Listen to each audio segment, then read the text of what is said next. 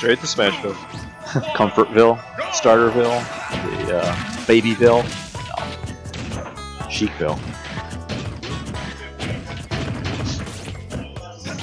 So this match was bad for Falcon in the first place, right? And I just think of Ike as Falcon with a sword, you know. So it's got to be tough for Sage, or not for Sage. I'm sorry, Mr. Freeze, but I wouldn't put it past him. It's probably difficult, but I don't know. I just feel like characters with like shorter dashes might do kind of well as long as you're cautious around gyro. Like you just never roll forward. Right. And it shouldn't be that bad. So that's going to be guaranteed again for, I think, one more throw? So I mean, that's the classic. That's what you read in the end of Game 3. Right. Well, that was so smart. Oh, wow. We talked about this, so hopefully Freeze, while you were on your match, I'm like, he drops gyro and he runs up for the grab. It covers roll and it covers the other option. But it doesn't cover just straight up attacking. So. It does not cover forward smash to the hands. Nope. Unfortunately, ooh, good read on the land there. Catches him with forward tilt. I don't think this matchup's that bad. I feel like Rob's bad matchups, like bad matchups, Super Mario, right? Mario or maybe Fox. Good DI. Okay, reads the air dodge there. You always want to save your second jump while you're up there.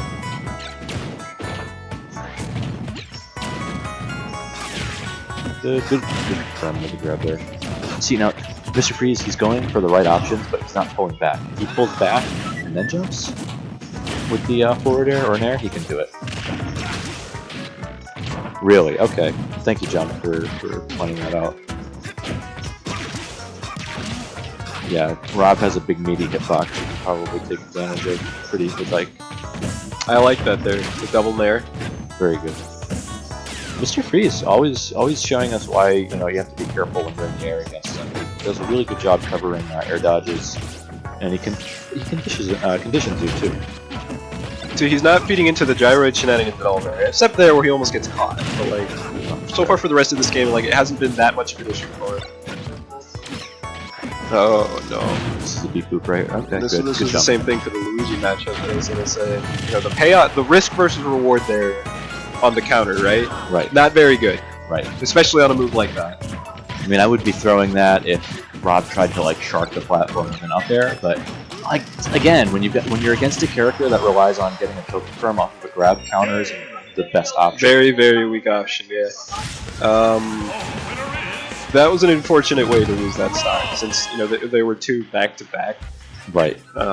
Sometimes that counter pays up really well, but as you say, if your main kill confirm comes from a grab, and then the main move you're going to be punishing is like what, maybe nair, fair. Yeah. You're not going to kill them off that counter, and you might do like 11. Right. Know? So you might as well just block at that point and just get something better. All right. So game 2, we're on Dreamland 64. Stage being very good for both characters. Rob can just tombstone you off with Wispy. Wispy chooses to assist you. So I said on commentary recently that if you're playing against TRL and you're not a fan of Duck Hunt, ban Duck Hunt. Right? For Mr. Freeze, if you're not a fan of Dreamland, ban Dreamland. Right. I don't know that he just loves the stage. It doesn't matter if it's advantageous or not. I've never not seen him go this way. Yes, it is Ling Ling versus Koga next. We'll see what happens.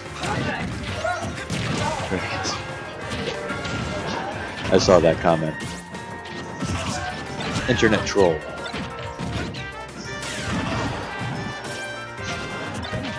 Let's tack on another 4% to Ike so we can have reverse percents.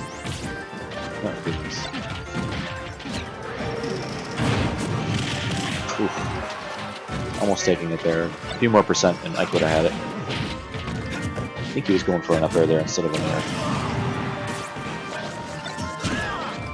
So I don't know like what characters, what they have against each other other than in this matchup, because I never see it. There it is. Catches back. I don't know what that back air is. Reflex maybe? Reflex. Sometimes I'll throw out random back airs on the way down. I've stopped because it started. At least when I started playing against Lane, because he can just get up there so quickly.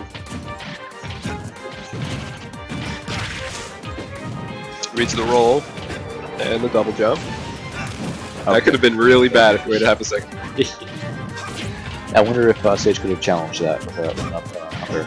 Maybe after he threw it, he could have chosen to do that. Scares Ike into rolling, catches it. Freeze looks a little bit tilted there. You see it in his expression. Hopefully he holds it together though. He really did have it last round. It's just his option on block is weird.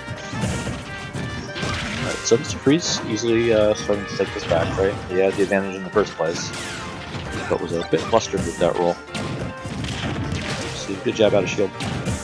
Just build up that percentage as safe as you can. So like, if you can jab, just jab, man. You don't need to get robbed that far up to finish the stock. He's a bit lighter than I think. He is. You know, he seems heavy, but once you have him in the air, you can kind of notice. Like, I think he's a fast faller and like a midweight.